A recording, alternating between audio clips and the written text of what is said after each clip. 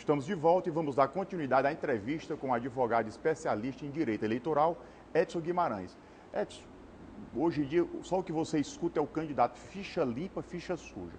Por exemplo, no caso de um candidato que ele teve as contas reprovadas nos tribunais administrativos, no caso, o TCM, conseguiu uma liminar, registrou a sua candidatura, decorreu o prazo da impugnação e, após a decorrência desse prazo da impugnação, essa liminar que garantiu para que ele fosse registrado, ela é cassada. Ele continua candidato ainda ou não? Bem, se a liminar que dava sustentação a essa candidatura, ela foi sustada, ela foi cassada, volta à situação anterior, ao status quo. A candidatura perde a sua sustentabilidade.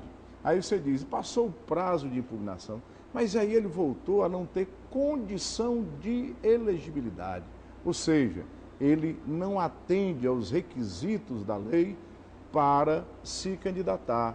Então ele não pode fazer prevalecer o direito dele só porque passou o prazo de impugnação. Ele não tem a condição de elegibilidade. E se não atende a condição de elegibilidade, esse registro deixa de surtir os seus efeitos. Mas eu estou vendo que tanto o Ministério Público, como no caso aqui até o presidente do Tribunal de Justiça, desembargador Ariz, andou caçando diversas liminares que muitos candidatos que se achavam eram sujos, ficaram limpos momentaneamente e voltaram a ficar ficha suja e tiveram os registros impugnados. Impugnados, veja bem, é porque aí foi no prazo. Então não foi. A fiscalização? Bem, a fiscalização com relação a isso é do Ministério Público, né? E o Ministério Público tem sido extremamente diligente com relação a fiscalizar essa situação de candidatos em condição de elegibilidade. O Tribunal de Contas dos Municípios, assim como também o Tribunal de Contas da União, entregou as respectivas relações contendo aqueles nomes que tenham tido contas rejeitadas, e o Ministério Público tem sido, inclusive, muito diligente, não só em propor as impugnações, mas em também usar da prudência devida para a propositura destas mesmas impugnações. Doutor Edson, existe uma questão que me salta aos olhos quando examino essas listas. Algumas das listas de fichas sujas constam notas, sem notas de improbidade. Ainda assim, a pessoa está inelegível?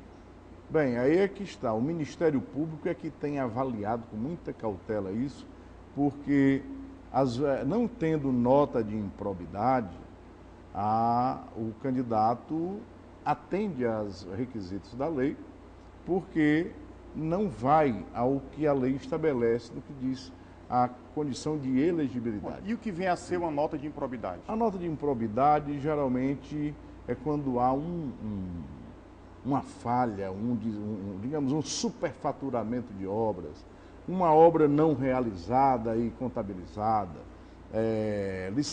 licitações fraudulentas. Isso é roubo mesmo, Agora, é isso.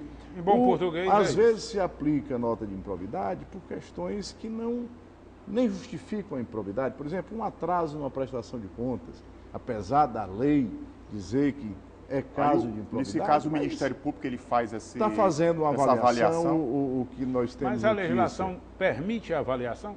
Permite. A legislação não é permite, porque cada não é caso engessada é um caso. nesse Veja caso. bem, ela não é engessada. Não. Diz que basta a condenação em duplo grau, Sim, duplo por um grau, colegiado, por um colegiado. já é suficiente Veja para bem, ensejar. Há problema também da competência para o julgamento das contas. Por exemplo, se a conta é do executivo, se a conta é de prefeito, de ex-prefeito, a competência é da Câmara Municipal no que tange a contas de gestão.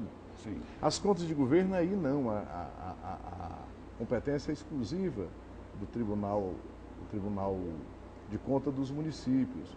Então, a Lei 6490, no seu artigo 1º, quando fala na inelegibilidade, diz aqueles que tenham tido as suas contas desaprovadas pelo órgão competente.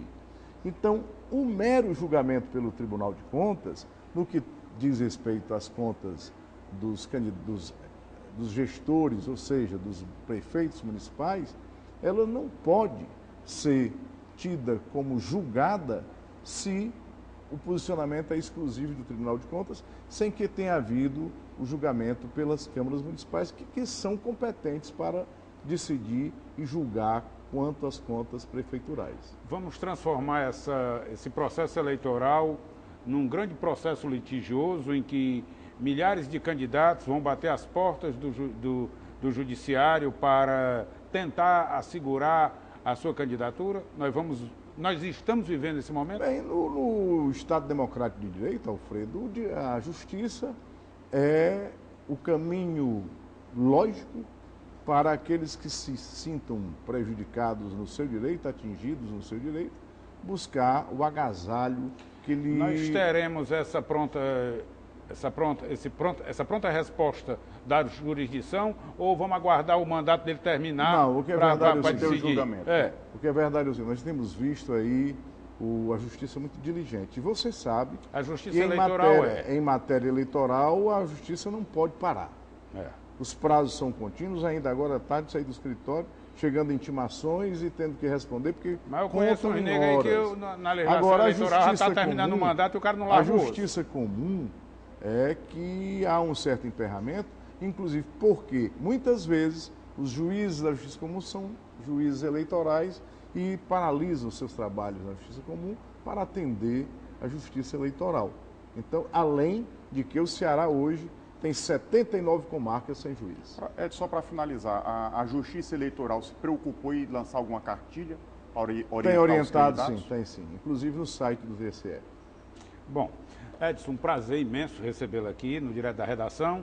Uma satisfação muito grande, nos colocando aqui de portas abertas a receber novas oportunidades, porque o processo eleitoral é rico e exige a presença de um especialista para orientar aqui as pessoas. Muito obrigado pela sua presença. Eu que agradeço a você, ao Freitas, e as minhas portas aqui estão abertas para você. Então, obrigado, Edson. E você tenha uma excelente terça e fique aí com Fala Brasil.